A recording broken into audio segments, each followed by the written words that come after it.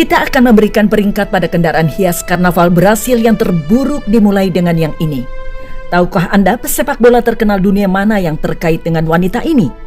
Dia adalah saudara perempuan dari pesepak bola terkenal Neymar Junior. Dan tahukah Anda bahwa Neymar Junior dibesarkan di keluarga Kristen?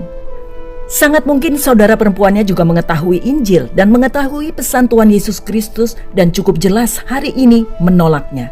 Tetapi masih ada harapan karena Alkitab memberitahu kita tentang pria dan wanita yang telah menyimpang dari Tuhan. Tetapi juga memberitahu kita bahwa ada gembala baik yang akan meninggalkan 99 domba untuk mencari satu domba yang hilang itu untuk membawa mereka kembali dengan selamat ke dalam kandang. Jadi, mari kita berdoa agar saudara perempuan Neymar dan juga domba-domba tersesat lainnya dengan murah hati dibawa kembali ke juru selamat yang lembut.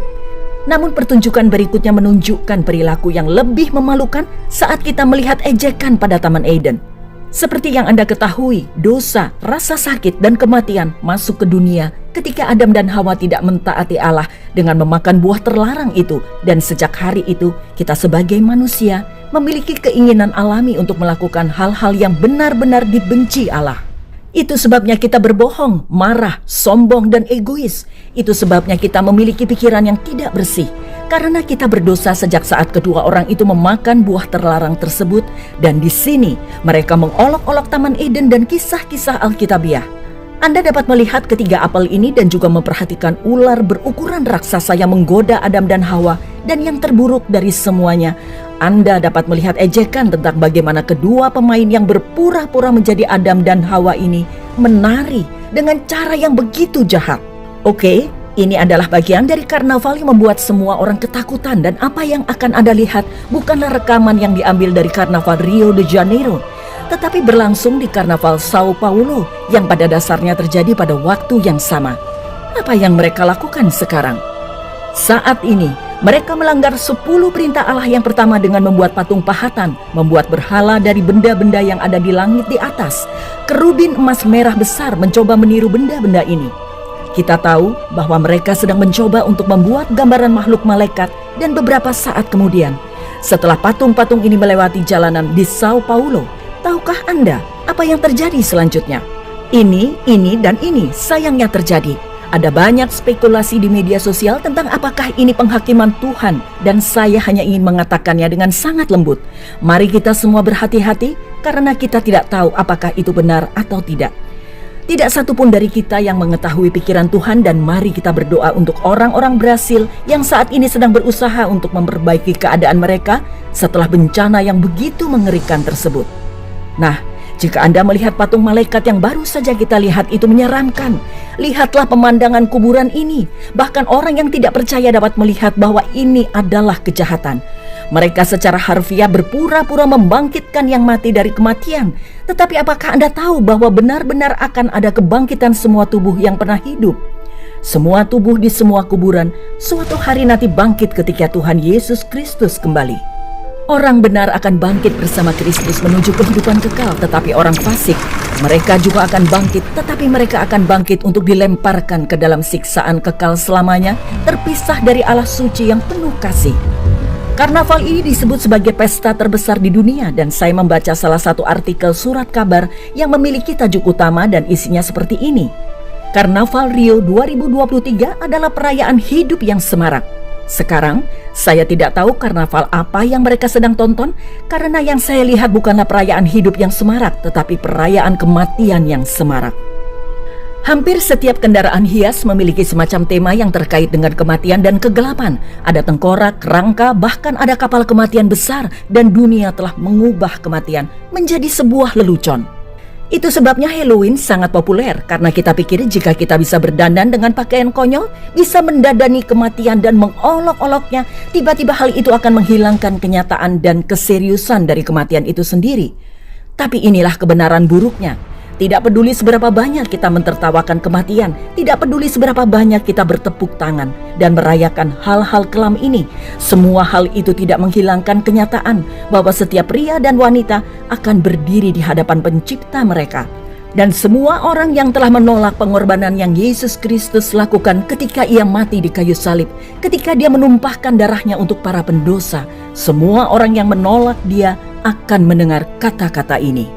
Aku tidak pernah mengenal kamu, enyahlah daripadaku, kamu sekalian pembuat kejahatan. Matius 7 ayat 23. Dan saya ingin mengatakan hal ini pada hari ini. Datanglah kepada Tuhan Yesus Kristus dan lihat keseriusan bahwa suatu hari ada satu hal yang dapat Anda yakini. Anda akan mati dan akan berdiri di hadapan pencipta Anda, dan dia akan bertanya kepada Anda, "Mengapa engkau menolak anakku Yesus Kristus?" Jika menurut Anda daftar kita sejauh ini gelap, percayalah Anda belum melihat apapun. Dapatkah Anda melihat bagaimana lagi mereka sedang mengejek hal-hal yang sangat serius? Mereka mengubah neraka menjadi semacam pesta. Dan saya ingin mengatakan kepada Anda, jika Anda benar-benar percaya bahwa neraka adalah sebuah pesta, Anda benar-benar perlu membaca Alkitab. Gambaran Alkitab tentang neraka sangat menakutkan. Itu adalah tempat yang menurut Alkitab dipersiapkan untuk iblis dan roh-roh jahatnya. Neraka tidak diciptakan untuk manusia, tidak.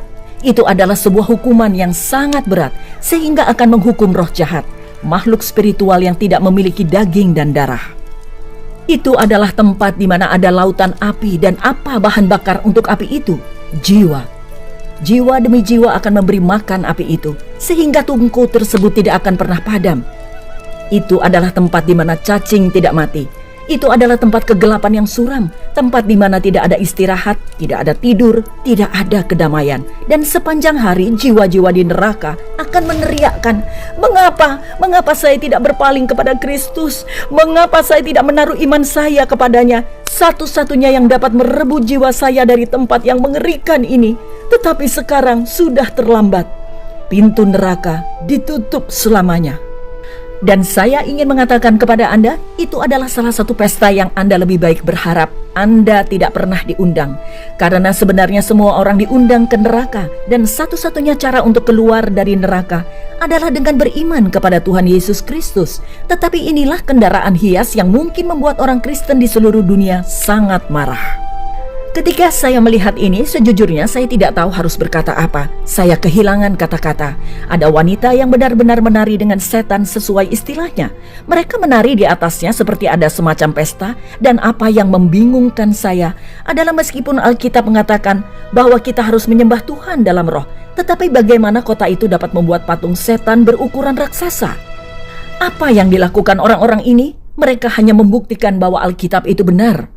Jika Anda seorang yang tidak percaya, Anda harus membuka mata Anda dan melihat bahwa Alkitab benar-benar berkata, sebab barang siapa berbuat jahat, membenci terang dan tidak datang kepada terang itu, manusia akan mencintai ilah dunia ini, setan, dan mereka akan menjadi pembenci Tuhan semesta alam, Tuhan Yesus Kristus, dan kita dapat melihat hal itu terjadi tepat di depan mata kita.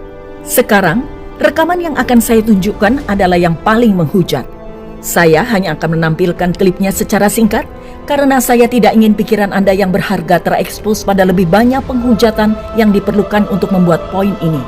Sebenarnya, ada informasi yang salah tentang pertunjukan ini.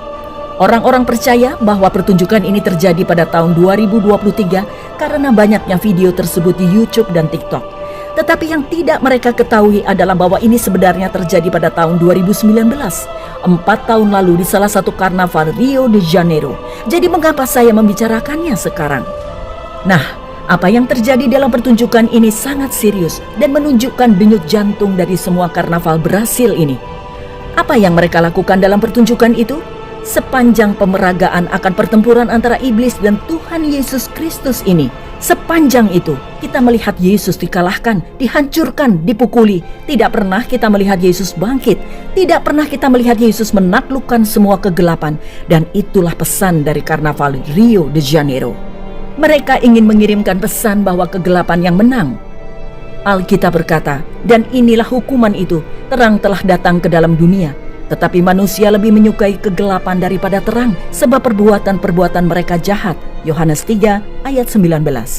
Pernahkah Anda memperhatikan bahwa karnaval ini berlangsung pada malam hari? Semua tarian yang penuh dosa, semua tindakan keji, semua ciptaan jahat ini mereka hanya muncul di malam hari.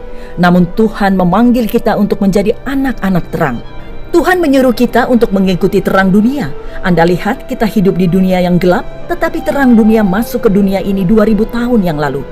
Terang datang ke dunia ini dan menunjukkan kepada kita betapa terang dan indahnya Dia. Terang ini masuk dan menunjukkan kepada pria dan wanita bahwa Dia adalah harapan yang dapat kita andalkan. Tetapi ketika dunia melihat betapa terangnya Dia, karena manusia lebih menyukai kegelapan daripada terang, mereka mencoba memadamkan Dia dan mereka menyalibkan terang dunia itu di kayu salib.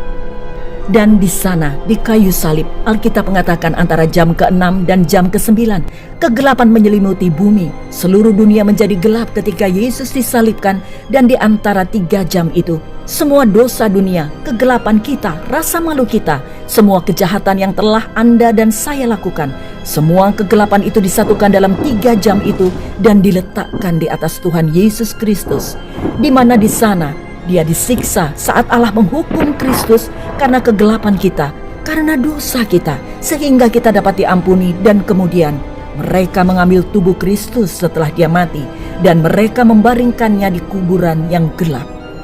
Di sana Kristus terbaring dalam kegelapan, tetapi pada hari ketiga terang masuk ke dalam kubur itu ketika batu nisan itu terguling dan Yesus Kristus telah menang, telah bangkit dari kematian dan membuktikan kepada semua orang bahwa Dialah yang benar-benar memberikan pengharapan kepada semua orang. Kita semua di dunia ini yang hidup dalam kekacauan gelap ini, Dialah yang menawarkan pengampunan dan terang ke dalam hidup kita. Jadi bolehkah saya mengajukan pertanyaan? Sudahkah Anda menerima pengampunan ini? Apakah Anda diampuni? Sudahkah Anda datang kepada Tuhan Yesus Kristus? Dan apakah Anda akan mengikuti orang ini yang memberikan terang kepada semua orang yang akan datang padanya dan menawarkan pengampunan dan harapan? Atau akankah Anda tetap berada dalam bayang-bayang dosa Anda hari ini? Baiklah, kita sampai pada kendaraan hias terakhir dan saya bisa saja salah tentang hal ini. Tetapi apakah ada orang lain yang melihat apa yang saya lihat ketika saya melihat wanita ini berdiri di atas harimau putih ini? Juga perhatikan baik kuda-kuda ini dan para penunggang kuda ini mungkin hanya kebetulan, tetapi saya merasa menarik bahwa ada 4 penunggang kuda di depan kita saat ini. Tetapi yang menurut saya sangat aneh hanyalah jumlah lembu jantan yang ditampilkan sepanjang karnaval. Sekarang lagi saya mungkin terlalu menganalisis segalanya ketika kita melihat wanita lain duduk di atas banteng. Tidakkah menurut Anda itu seperti lembu emas dalam kitab Keluaran 32